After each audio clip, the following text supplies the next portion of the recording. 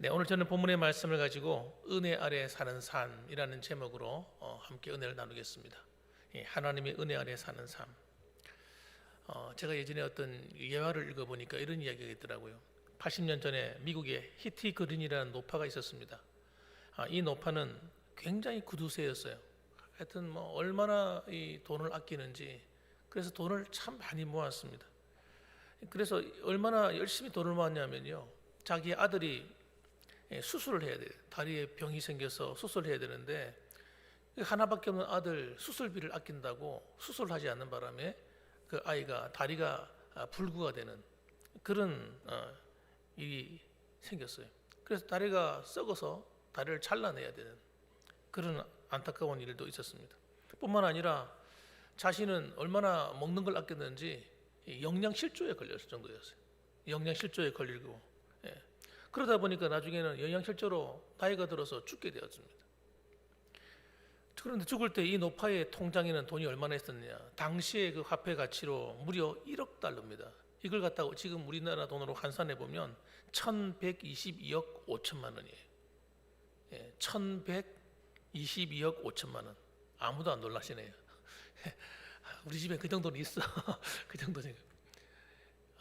어마어마한 돈이죠. 1200억. 1300억 정도 되는.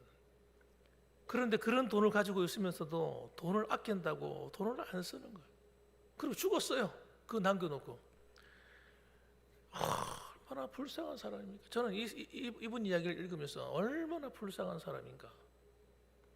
아니, 그 돈을 아끼는 것이 그 인생의 목적이었나요? 그래서 자기 신의 아들을 불구로 만들고, 자기는 죽을 때 영양실조에 걸려가 죽고 그러는 겁니까? 여러분, 우리가 돈을 버는 목적이 뭡니까? 돈을 벌어서 잘 호국 쌓아두고 하기 위해서 버는 게 아니라 잘 쓰기 위해서 버는 겁니다. 잘 쓰기 위해서. 여러분, 그래서 그렇기 때문에 우리가 살아가는 이 구원도 마찬가지예요. 구원의 은혜도, 하나님 주신 이 구원의 은혜가 얼마나 크고 놀랍습니까? 그런데 그 크고 놀라운 은혜를 여러분, 우리가 누리지 못하고 산다면 이 어리석은 노파와 무슨 다를 바가 있겠어요? 하나님께서 은혜를 주셨는데 그 은혜가 뭔지도 모르고 그 은혜의 가치도 몰라보고 그냥 교회나 왔다 갔다 하다가 그냥 하나님 뵈 가면 하나님 보실 때에 아이고, 이 녀석아, 내가 너에게 주은 그 은혜의 삶을 왜 못 누리다 왔느냐고 그렇게 책망받지 않겠습니까? 로마서 1장에서 4장까지 내용 여러분 기억하십니까? 여러분 기억 못 하셔도 괜찮아요. 그냥 여러분 이해만 하시면 돼요. 로마서 1장에는 무슨 이야기예요? 복음에 대한 얘기를 한다고 말씀했습니다. 복음. 이 복음을 다시 리바이벌, 다시 로마교회 성도들의 마음속에 있는 이 믿음, 복음을 다시 부흥시킨 그 목적으로 이 로마서를 기록했습니다. 그런데 복음은 여러분, 죄를 깨닫지 않는 사람에게는 복음의 가치를 모릅니다. 그래서 자기 죄가 깨달아지는 그 죄에 대한 이야기가 로마서 1장, 2장, 3장 하고 있는 거예요. 그래서 이 죄, 그래서 불신자의 죄, 그 다음에 하나님의 백성인 이스라엘 백성들의 죄, 그리고 또 예수 믿는다고 하는 자들의 죄, 그 죄에 대한, 죄는 어떤 요인이든지 죄는 하나님의 심판을 가져오고, 그리고 그 죄의 영향으로 우리는 멸망에 처하게 되었다. 그런데 예수 그리스도로 말미암아 우리가 믿음으로 구원을 얻게 되었다. 행위가 아니라 믿음이라고 하는 것이 바로 지난 4장에서 하신 말씀입니다. 자, 그러면 여러분, 그런 우리가 믿음으로 구원을 얻었으면 그럼 어떻게 해야 되느냐 하는 이야기가 오늘 본문의 이야기입니다. 자, 첫째는 뭐냐? 따라합시다.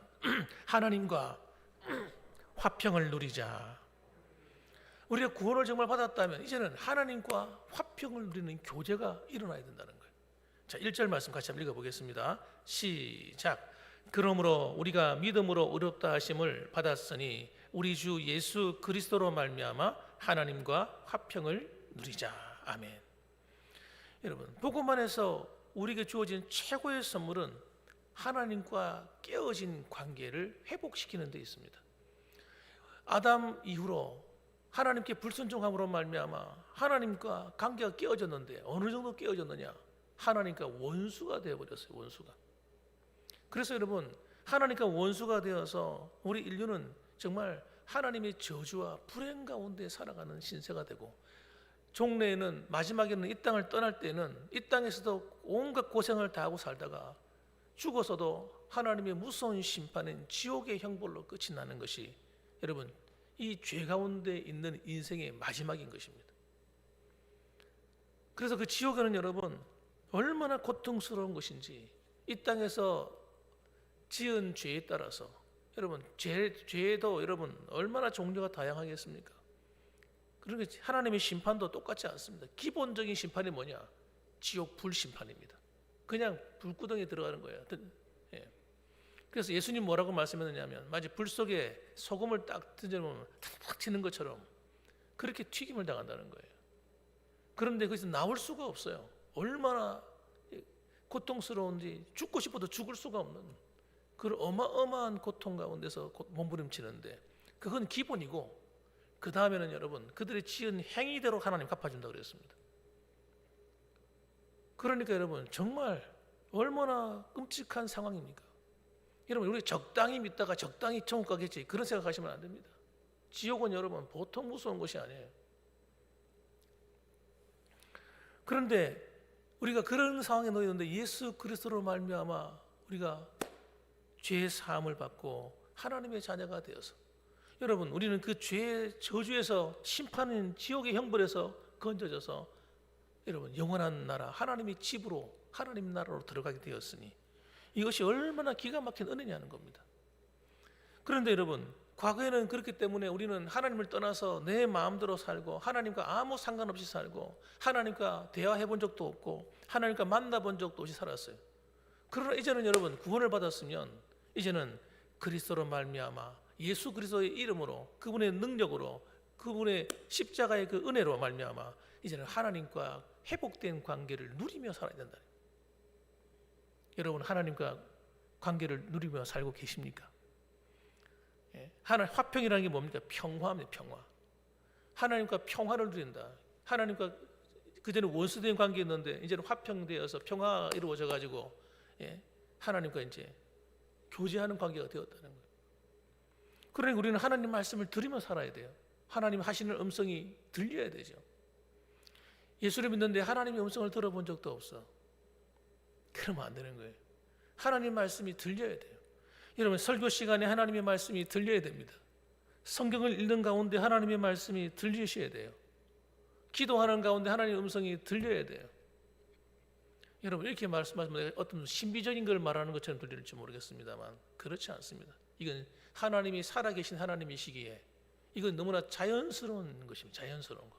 한번 따라합시다. 하나님은 살아계신 하나님이시다. 그렇죠. 죽은 하나님이 아니신데 신앙생활하면서 하나님의 음성도 들어보지 못하고 살면 안 돼요. 하나님의 음성은 여러분 이렇게 여러분과 만나가지고 이렇게 대화하듯이 육성으로 들려주는 그런 음성이 아니에요. 내적 음성인 겁니다. 하나님의 내 마음속에 하나님 성경 말씀을 통해 들려주는 음성. 그 음성이 들리셔야 돼요. 그게 살아있는 신앙이에요. 그래야 교제가 일어날 거 아니에요. 하나님 말씀을 들어야 하면 교제를 하지. 일방적인 통로가 있는 건 아니지 않습니까? 교제라고 하는 건 주고받는 거지. 그래서 하나님과 기도하고, 기도하지 않던 사람이, 기도를 모르던 사람이, 기도해 본 적도 없던 사람이 예수 믿고 거듭난 이후에는 하나님과 대화하기 시작하는 거예요. 하나님께 기도하기 시작하는 거예요. 이게 살아있는 신앙의 모습이에요. 이게 화평을 누리고 있는 성도의 모습인 것입니다. 그래서 예수를 믿는 순간 내 안에 죄의 권세가 깨어져서 이제는 하나님의 뜻대로 살고 싶은 거예요. 희한한 일이죠. 누가 뭐라 말하지도 자세하게 말해주지 않아도 내가 이렇게 살면 안 되지. 나는 이제부터 하나님 기뻐하시는 뜻대로 살아야지. 그런 마음의 각오가 막 생기는 거예요. 이게 거듭난 성도 안에 일어나는 변화입니다. 그래서 죄를 지으면 하나님께 회개가 되고 하나님 잘못했습니다. 뉘우쳐지고 반성이 되고 다시 하나님께로 돌아오고 말씀으로 돌아오고 이렇게 살아가는 거예요. 이 하나님과 화평을 누리는 이 관계가 깨어지면 안 돼요. 신앙생활하다가 여러분 우리가 믿음으로 신앙생활 잘 하다가 이 관계가 깨어져 버리면 다시 빨리 돌아가서 회복을 해야 됩니다. 하나님과 관계를 깨뜨리는 게 뭡니까? 다름이 아니라 죄입니다. 죄. 우리 안에 죄가 들어오는 순간 하나님과 화평은 여지없이 깨어져 버리는 거예요. 아무리 구원받았다 할지라도, 아무리 큰 은혜를 받고 성령 체험을 하고 과거에 뭐 어떤 대단한 어떤 하나님의 은혜를 받았다 할지라도 우리가 하나님 앞에 범죄하는 순간 그 화평이 깨어지는 것입니다. 그러니까 여러분 얼마나 이게 여러분 화평을, 하나님과 관계 화평을 누린다고 하는 것이 중요한지 몰라요. 그것이 신앙생활이기 때문에. 하나님이 우리를 얼마나 사랑하셨느냐, 하나님 우리를 사랑하시는 그 깊이가 얼마나 넓냐면요, 우리가 예수 믿었기 때문에 하나님 날 사랑하신 게 아닙니다. 내가 하나님을 만나기 전에, 예수 믿기 전에 이미 하나님 날 사랑하셨어요. 그래서 6절 말씀 이렇게 말합니다. 6절 말씀 한번 읽어봅시다. 6절 말씀 시작. 우리가 아직 연약할 때에 기약대로 그리스도께서 경건하지 않은 자를 위하여 죽으셨도다. 우리가 아직 연약할 때에, 뭐가 연약한 겁니까? 죄를 이기지 못하고 하나님 말씀대로 살지 않고 하나님도 관심이 없고 우리가 아직 이런 육신에 연약한, 그런데도 불구하고 하나님이 경건하지 않은 나를 위해서 십자가에서 죽으신. 또 8절도 한번 읽어볼까요? 8절 시작. 우리가 아직 죄인 되었을 때에 그리스도께서 우리를 위하여 죽으심으로 하나님께서 우리에 대한 자기의 사랑을 확증하셨느니라. 우리가 아직 죄인 되었을 때에, 예수님을 내가 믿기도 전에, 알기도 전에 하나님이 나를 위해서 어떻게 해요? 내 죄를 위해서 예수님을 십자가에 못 박아 죽기까지 우리를 사랑해 주셨다는. 저는요 이걸 깨닫고요 얼마나 하나님께 울었는지 몰라요. 눈물이 그냥 너무너무 감사해서, 하나님 도대체 내가 뭐라고, 나 같은 죄인, 나같이 부족한 사람, 나 같은 사람이 뭐라고 하나님 이렇게 사랑해 주십니까? 너무너무 감사한 거예요. 너무너무. 여러분, 그래서 하나님 우리를 사랑하신 것은요 우리가 잘났기 때문에 사랑해 준 거 아닙니다. 우리가 의로워서 사랑해 준 거 아닙니다. 우리가 대단히 어떤 무슨 가능성이 뛰어나서 사랑해 준 게 아닙니다. 하나님 우리 있는 모습 그대로 사랑해 주신 거예요. 한번 따라합시다. 있는 모습 그대로. 예, 내 있는 모습 그대로. 부족한 인격, 부족한 성품, 부족한 믿음, 부족한 환경, 이런 나의 가지고 있는 열악한 모습들 하나님 다 아시면서도 실수투성인 나를, 부족한 나를 하나님 사랑해 하셔서, 그래서 우리를 구원해 주셨다는 겁니다. 그러니까 여러분 이 좋은, 이 감사하신 하나님과 이 교제가 우리가 여러분 적당히 해서 되겠습니까? 등한히 여겨 되겠습니까? 자 보십시오. 그래서 하나님이 우리를 부르셔가지고 하나님께서 우리를 사랑해 주셨는데 그 화평케 하시면서 하신 놀라운 열매가 뭐냐? 2절입니다. 2절 한번 읽어봅시다. 2절 시작. 또한 그로 말미암아 우리가 믿음으로 서 있는 이 은혜에 들어감을 얻었으며 하나님의 영광을 바라고 즐거워하느니라. 그로 말미암아 우리가 믿음으로 서 있는 이 은혜에 들어감을 얻었으며, 이 은혜라는 게 뭐예요? 거저 주신 것을 말하잖아요, 그죠? 대가를 치르고 받은 게 아니잖아요. 은혜라는 말은 하나님 대가를 치르고, 내가 어떤 대가를 치르고 받은 것이 아니고, 값을 치르고 받은 구원이 아니고, 내가 어떤 무슨 의의 행위를 해서 받은 구원이 아니라 하나님께서 값없이 주시는 것을 받은 것이기 때문에 은혜라고 말씀하는 겁니다. 근데 이 은혜 속에 뭐가 들어있나요? 이 하나님 은혜라는 선물 속에, 구원의 은혜라는 선물 속에 뭐가 들어있느냐? 첫째는 하나님의 심판으로부터의 자유입니다. 하나님의 심판으로부터의 자유. 하나님께서 우리를 바라보실 때 예수님의 그 십자가의 안에서 하나님의 사랑의 눈을, 십자가의 피, 그 은혜의 눈을 딱 안경을 끼고 우리를 바라보시는 거예요. 그래서 여러분 우리 있는 모습 그대로 바라보시려면요 이 은혜의 안경을 벗어야 돼요. 벗고 우리를 바라봐야 돼요. 그러면 그 하나님의 눈은요 진노의 눈입니다. 심판의 눈입니다. 그런데 하나님께서 십자가의 사랑의 안경이라고 하는 이 은혜의 안경을 딱 끼고 우리를 바라봐 주시니까 하나님 눈에서 뭐가 흘러넘칩니까? 사랑이 흘러넘치는 거예요. 그래서 하나님이 우리에 있는 모든 심판과 저주를 그 예수님이 핏값으로 다 씻어주시는, 놀라운 축복이 일어나는 것입니다. 더 이상 우리가 율법의 저주, 우리가 하나님의 범죄했던 모든 그 죄의 저주로부터 우리는 자유케 되어버리는 것입니다. 그래서 우리는 여러분 하나님 앞에 담대히 설 수 있게 되는 거예요. 십자가의 그 피가 내 죄를 씻고 내 무능함을 씻고 내 불의를 씻고 내 악함을 씻고 내 더러움을 다 씻어서 우리를 깨끗하게 만들어주는 거예요. 그걸 로마서 8장 1절에 이렇게 말합니다. 그러므로 이제 그리스도 예수 안에 있는 자에게는 결코 정죄함이 없나니. 할렐루야. 예, 그리스도 예수 안에 있는 자는 여러분 더 이상 십자가의 은혜 안에 있는 자는 결코 정죄함이 없나니. 하나님의 심판으로부터 자유케 되었다는 거예요. 더 놀라운 사실은 2절에 보면 이는 그리스도 예수 안에 있는 생명의 성령의 법이 죄와 사망의 법에서 너를 해방하였습니다.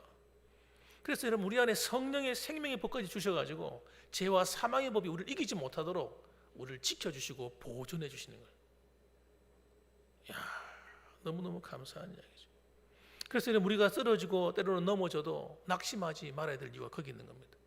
여러분 우리가 다시 주님을 붙들고 성령을 의지해서 일어설 수 있도록 만들어 놓으신 거예요. 그 다음에 둘째로는 여러분 하나님의 은혜 속에는 뭐가 들어있느냐, 환난 중에도 보호함을 입도록 하나님 만들어 놓으셨어요. 자, 3절과 4절 말씀 한번 읽어보겠습니다. 시작.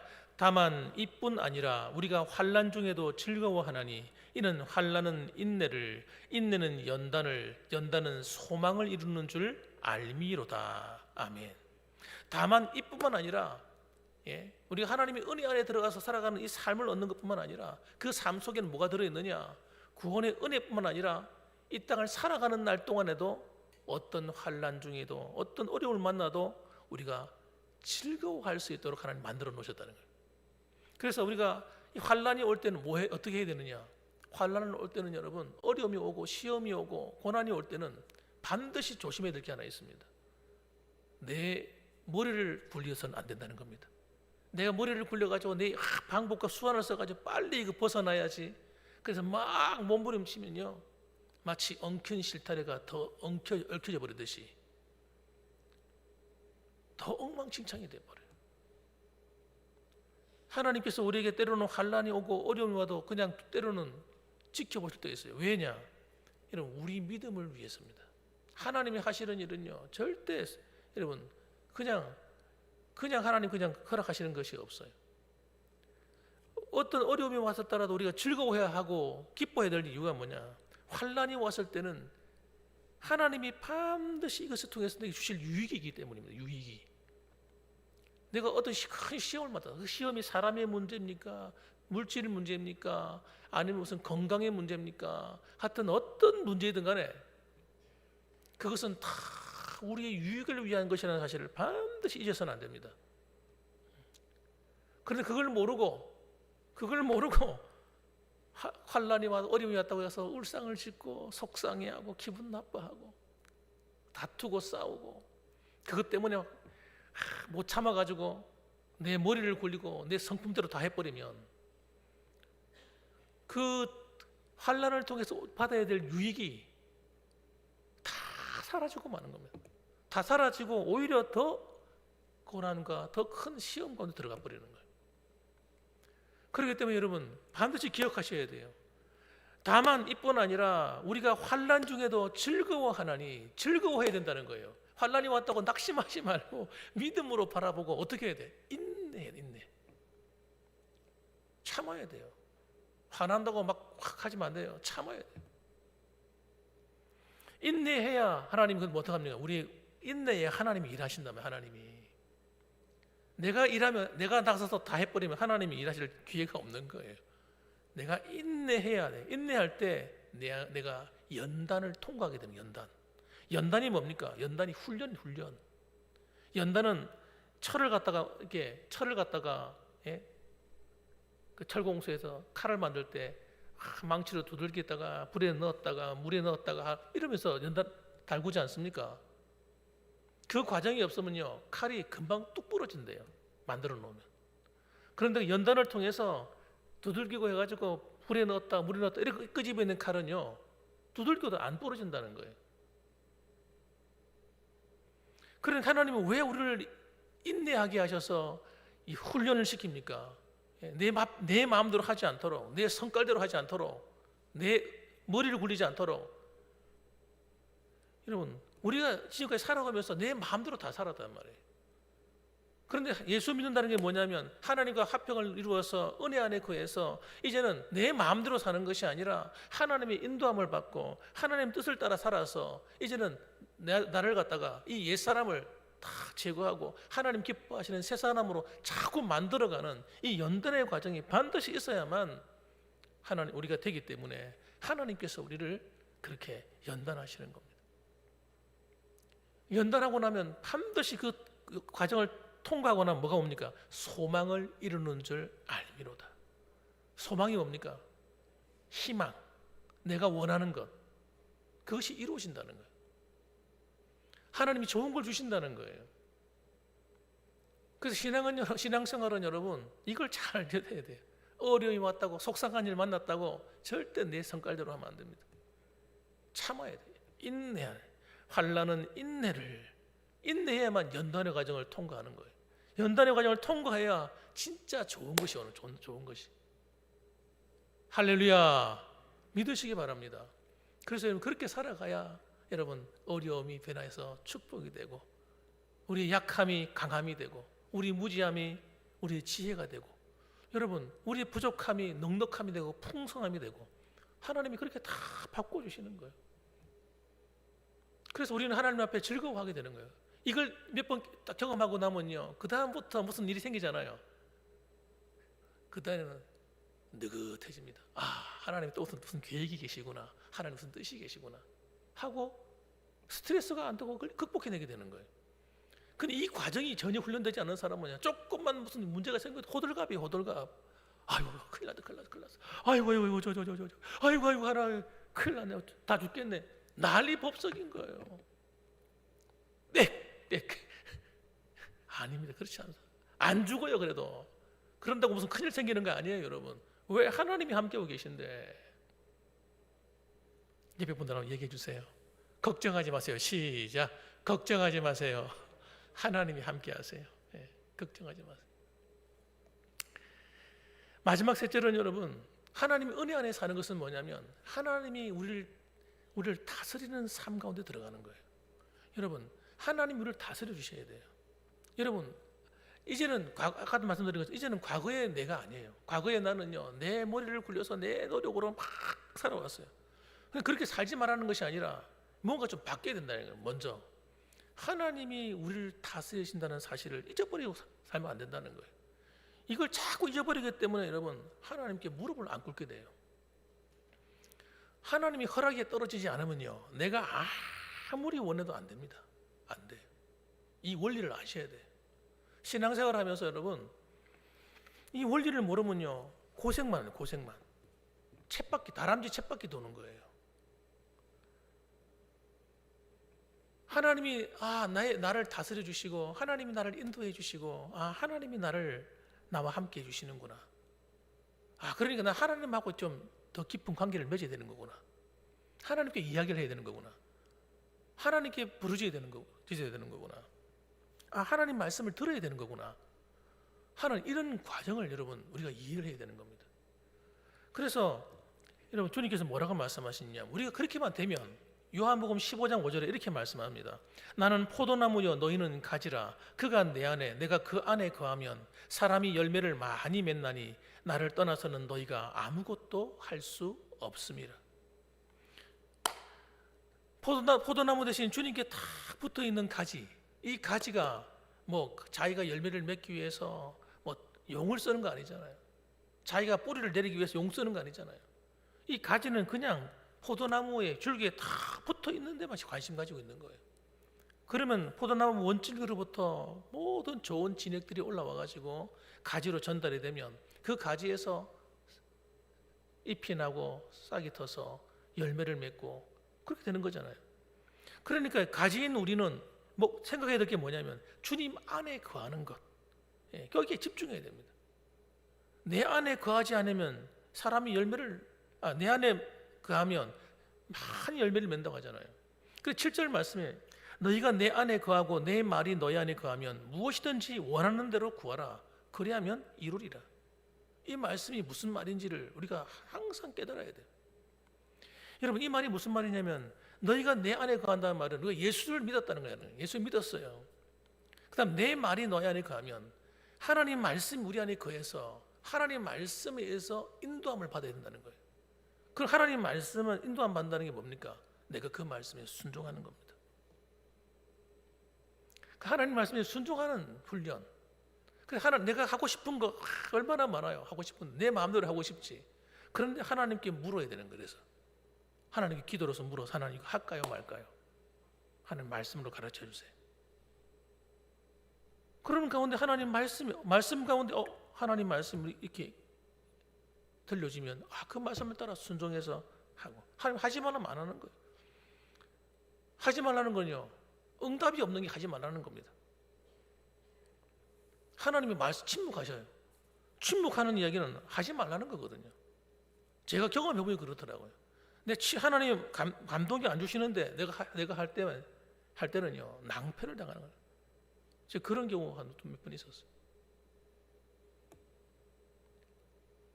난 마음이 급한데 나는 하고 싶은데 하나님 응답이 없는 거예요. 왜? 하나님이 안 기뻐하니까 응답 안 해주시는 거예요. 그것도 응답이거든요. 그래서 이것도 훈련이에요. 이 신앙의 훈련. 그래서 여러분, 우리가 하나님 말씀 안에서 하나님의 순종해서 살아가는 이 훈련이 잘 되면 하나님께서 이런 일이 벌어지는 거예요. 플러스 인생이 되는 거예요. 하나님이 우리의 삶을 자꾸 더해 주시고 하나님이 더 좋은 것으로 채우시고 인도하시는 거예요. 여러분, 많은 사람들이 신앙생활을 어떻게 하냐면요, 하나님 은혜 안에 있다고 하니까 이렇게 생각합니다. 하나님이 다 알아서 해준다, 이렇게 생각합니다. 물론 그 말이 참 맞는 것처럼 보이지만요, 그거는요 마귀가 하는 거짓말의 확률이 되게 높습니다. 공짜다 공짜, 이런 심리를 심어주는 거예요. 구원이 공짜야 공짜. 하나님 앞으로 살아가는 것도 하나님 다 알아서 다 해줘. 네가 할 일은 없어. 신앙생활 하나님 다 알아서 해주시는 거야. 거짓말.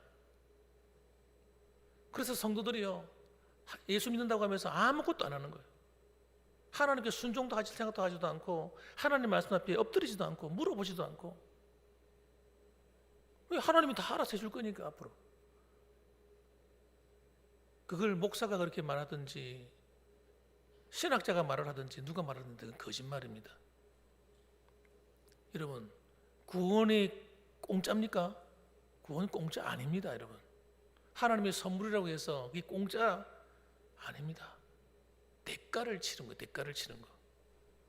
예수님이 피값으로 대가를 치고 주신 어마어마한 선물인 거예요. 그 선물이 보통 선물이 아닌 겁니다.